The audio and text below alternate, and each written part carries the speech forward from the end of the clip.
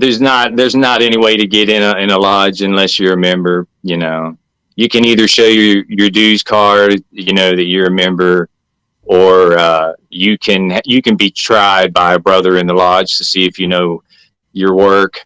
You know, because you got to remember all the ritual work verbatim. You got to remember all of it verbatim, and some of it's not even stuff that's written down. So if a brother's, you know, pulls you aside and says, all right, let's test your grips. You know what this means. You know what this one means. You know, what's this one called? What's this one called? And then they want to try to see, you know, how proficient you are at remembering the ritual work. They can question you on that stuff. And if you can't do it, then you don't get in, you know? But I mean, like if you look on YouTube, you can find like the rituals of the first 3 degrees, right? I You don't know if can. that's still accurate, but as far as I know, even though I'm not a Mason, like to put it out there, I'm not a Mason. I know those rituals, but of course, like the actual work, what you're saying exactly yourself, you know that you have to memorize, right? It's very extent, and I think indeed, like if you want to progress very fast up the ranks, yeah, you need to first of all have a very good memory, right? And you really need to study hard because it's a lot of material that you need to memorize, right? Yeah. Yeah. So just to short it all up, right? Is there? No, let me put it like this: what is the benefit of being a Mason?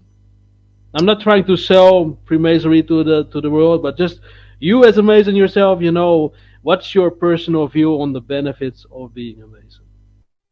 Well, I mean, to be really honest with you, it's different for everybody what that benefit would be, I think, you know. Um, you know, like Isaac was saying, it should be a journey of progression, you know.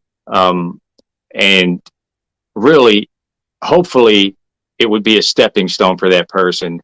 But like you said, you know, you guys were mentioning some of the benefits, if that's what you'd want to call it. Like it would have to, a lot of it would be social benefits, you know, things like that. Meeting people, branching out in the community, you know, stuff like that.